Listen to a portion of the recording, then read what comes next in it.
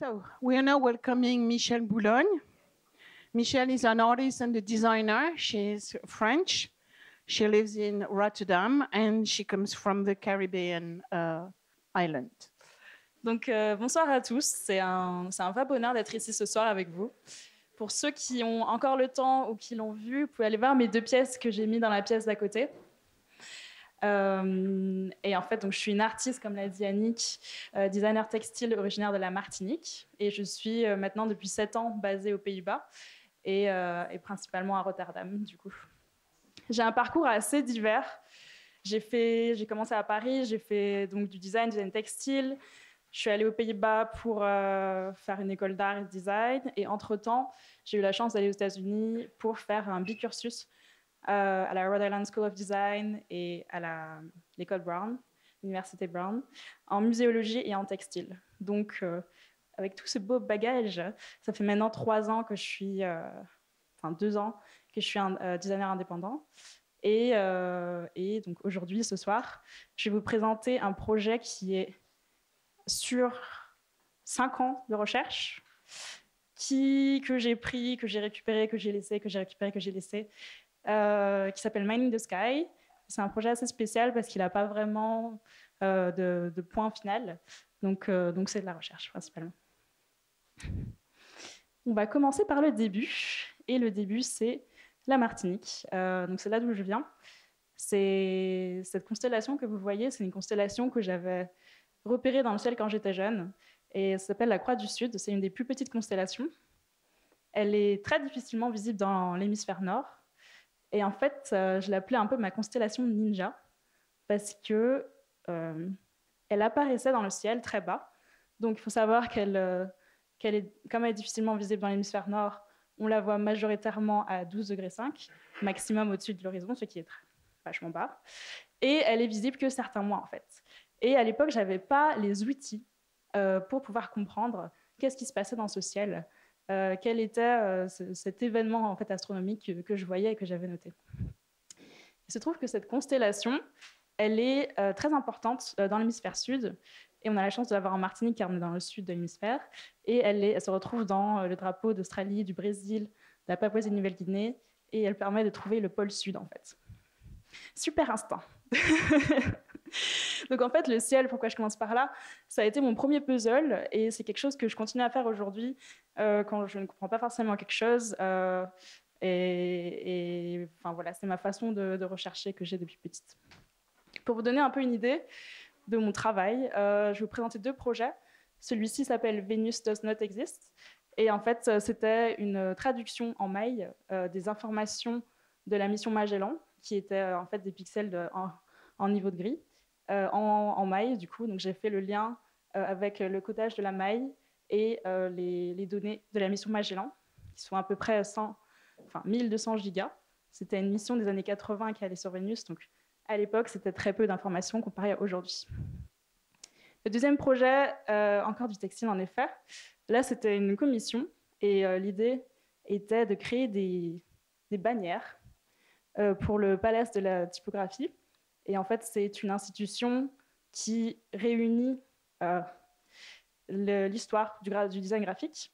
Et donc, c'est 27 drapeaux, 27 bannières qui peuvent être assemblées ensemble et qui ont été donc tissées avec des merveilleuses machines dans le sud des Pays-Bas. Donc, beaucoup de textiles, mais le fil rouge de ces projets, c'est qu'ils partent tous d'un corpus, d'une collection, d'une archive qui est assez délimitée en fait. Et donc c'est souvent mes points de départ. C'était pour le projet d'avant la mission Magellan et les données de radar, et ici donc la collection du Palace. Le sujet qui m'amène ce soir, n'a rien à voir, presque, c'est les astéroïdes donc, et Mining the Sky. C'est la question, on va dire, qui m'a interpellée et que je me suis posée il y a de là 5 ans, oui, désolée, c'est quel est le rapport de l'humanité à la matière qui vient du ciel. Et mon premier réflexe, en fait, en tant qu'artiste, a été de me demander, OK, comment est-ce que je peux définir la matière, comment est-ce que je peux définir ciel, de quelle humanité on parle. Et donc, Mining the Sky, je vais vous présenter en gros le projet. C'est une installation qui était en 2022 d'impression donc sur métal Cosmological Element à Shanghai. Ça a été un set de cartes avec les props, donc en français c'est sondes spatiales, qui ont permis en fait d'avoir des données autour des comètes et des astéroïdes. Ça, c'est une collection numérisée de données qui a été faite majoritairement à l'Observatoire Sonnenborn à Utrecht. Toujours des collections de données. Et dans tout ça, je me suis demandé quel était l'homme, où était la place de l'homme dans tout ça. Et donc, on est arrivé aux pièces que je présente à côté, qui est un peu ma dernière production liée à cette recherche. Donc, comme vous pouvez le voir, au cours des années, il y a eu des moments clés dans cette recherche, cette question sur quel est le rapport de l'humanité avec la matière qui viendrait du ciel. Et à chaque fois, donc, je vais produire quelque chose, produire une recherche, chercher des étincelles pour faire avancer la question, qui n'est pas petite. Donc ça, c'est les deux pièces à côté. Donc ces pièces, je vais vous les expliquer très brièvement pour que vous ayez une idée de ce que j'ai fait. C'est des corps morcelés, en fait, qui ont été récupérés des cartes que vous voyez ici. Donc c'est des illustrations basées sur ce globe et ces 4 cartes célestes du XVIIe siècle, du mapmaker Vincenzo Corinelli. Et en fait, donc, je suis allée récupérer les morceaux de corps, de mains, de pieds, des constellations pour les apposer avec des coupes de météorites, donc de matière littéralement venue du ciel, dans ces compositions en fait entre corps humain, corps céleste et corps géologique. Donc, on va faire un petit retour en arrière sur comment est-ce que j'ai commencé ce projet et la recherche qu'il y a derrière. Un astéroïde, c'est quoi? Donc, astéroïde vient du grec astéroïdes, désolé, je détruis la langue. Ça veut dire qu'il ressemble à une étoile, en fait. Et c'est ce qu'on appelle une planète mineure.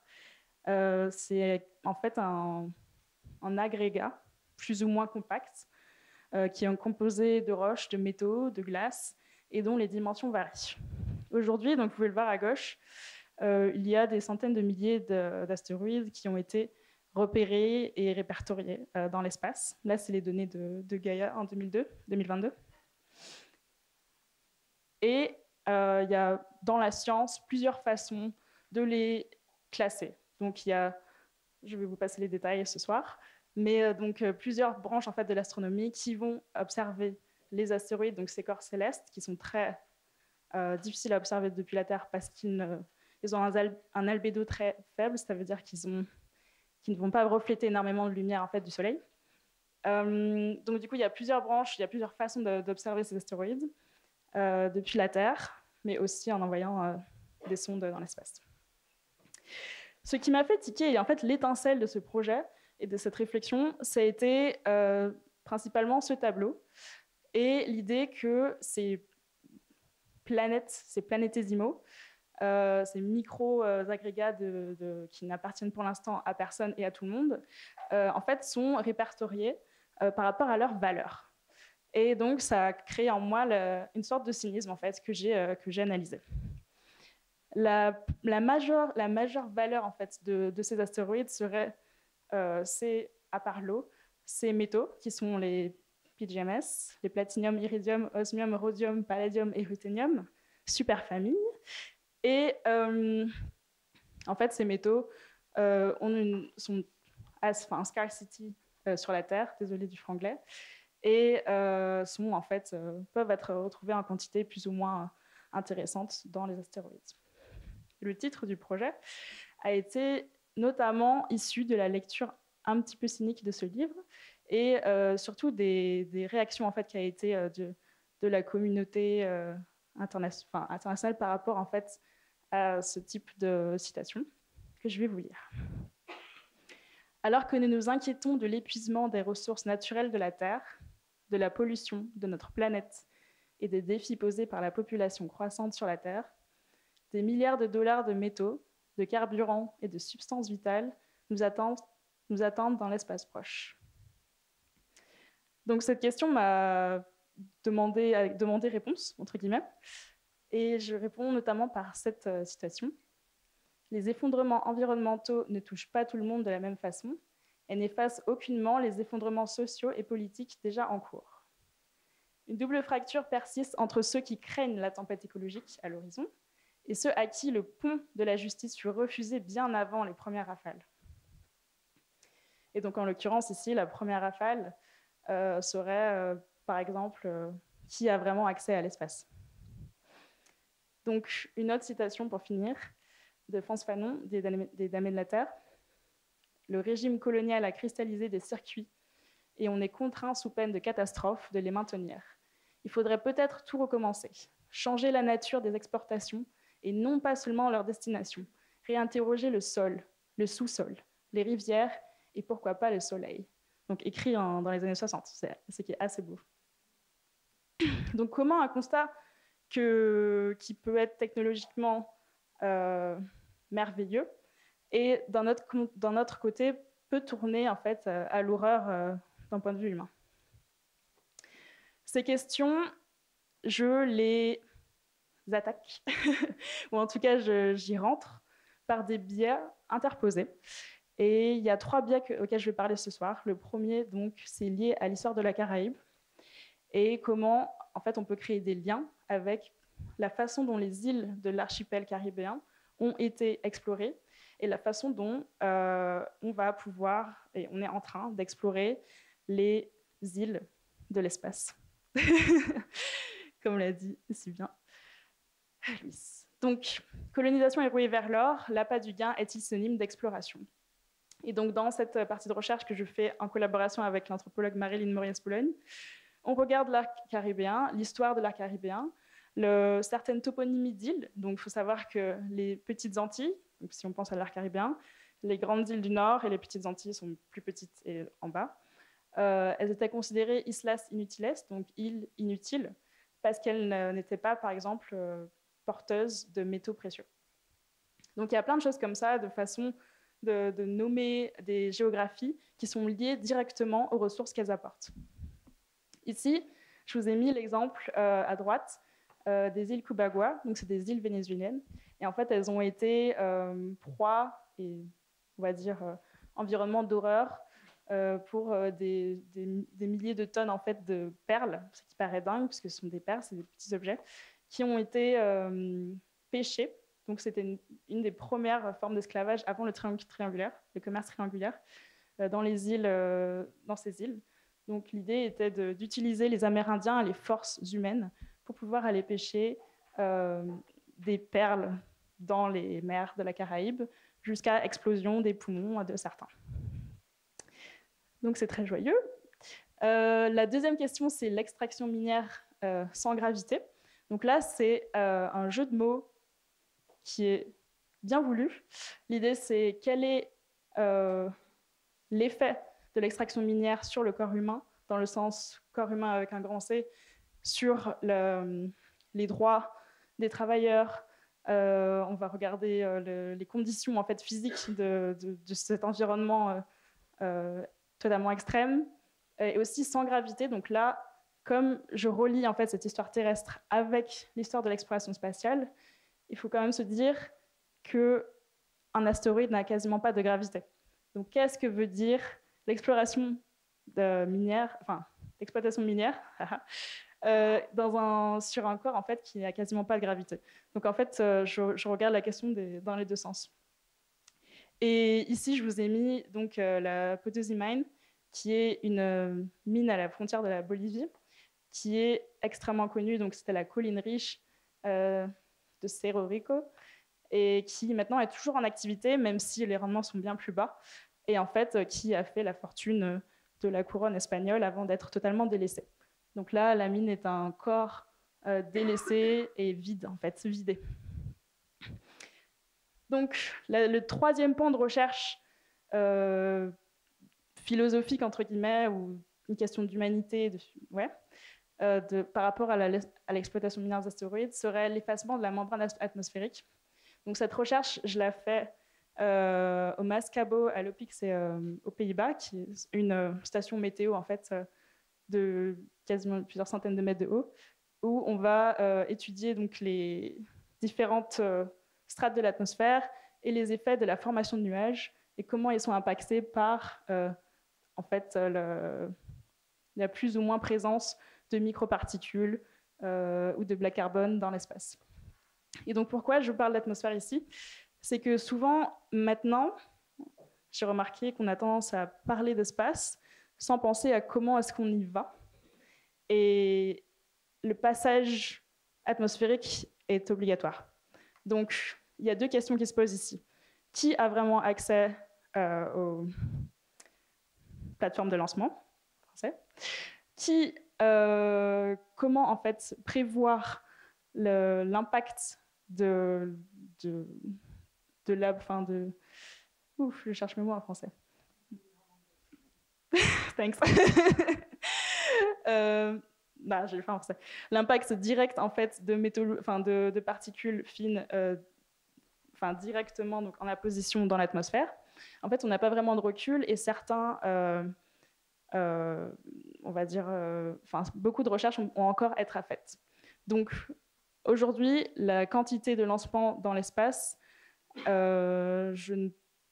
est en fait en accélération. Donc, la question que je pose, c'est quel serait l'impact sur cette membrane atmosphérique?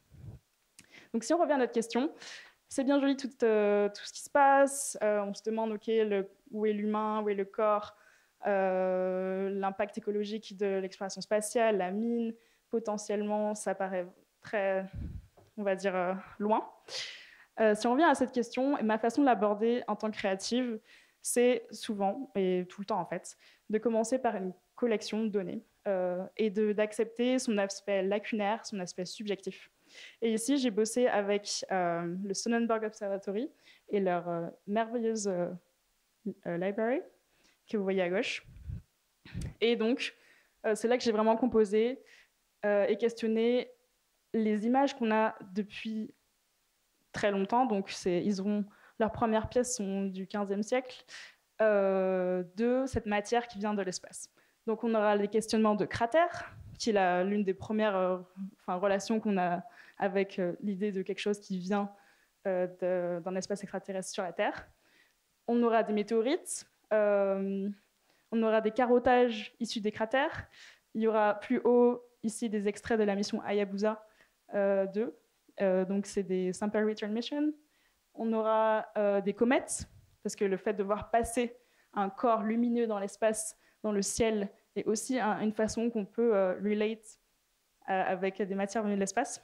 Donc, tout ça, en étudiant en fait la collection de cet observatoire, ça me permet de réfléchir à comment cette information elle est mise en forme, donc le contenant et le contenu. Et c'est pour moi en fait très intéressant de comprendre comment est-ce que le tout en commun peut donc entrer dans ce savoir, entrer dans ces questionnements en regardant ce qui se faisait dans le passé et les questionnements qui existaient déjà dans le passé et ceux qu'on a affrontés aujourd'hui en fait.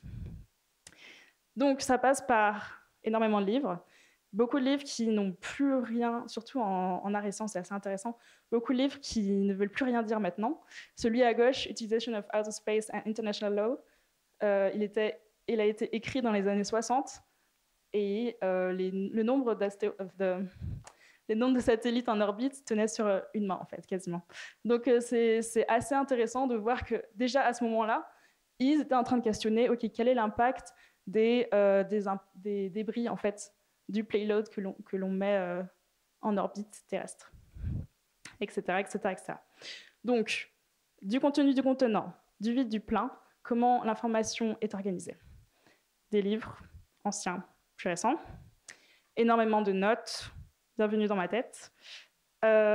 Donc là, on va ressortir donc, des acteurs clés, des thèmes, et donc encore des notes, pour arriver donc, à des choses comme ça, qui sont en fait la réunion de plusieurs thèmes ensemble en fait, de façon visuelle. Donc ici, comme je vous l'ai dit, la coupe de météorites, le corps humain morcelé, parce que c'était quelque chose que je voyais qui manquait énormément à mes coupes comme celle-ci. Où est la place de l'humain où est le rapport, vraiment, la relation, en fait. Et donc, en fait, cette espèce de mapping géant de connaissances à travers une collection, à travers les lacunes qu'elle présente, me permet, en fait, de générer des idées de corrélation entre des parties, en fait, du problème. Voilà. Merci beaucoup.